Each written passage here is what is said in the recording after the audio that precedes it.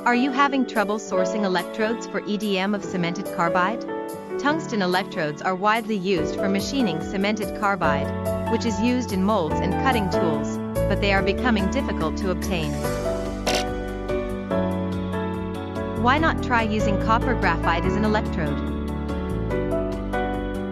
Copper graphite is a composite material made of copper and graphite that was developed for EDM machining of cemented carbide.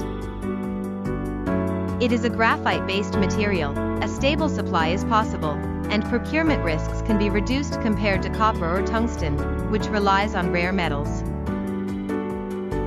We can flexibly adjust our supply to meet your specific usage and application needs. In addition to ensuring a steady supply, we help reduce costs by shortening machining times and reducing the cost of purchasing electrode materials. Copper graphite contributes to improved productivity in cemented carbide machining by ensuring a stable supply and reducing costs. Please feel free to contact us.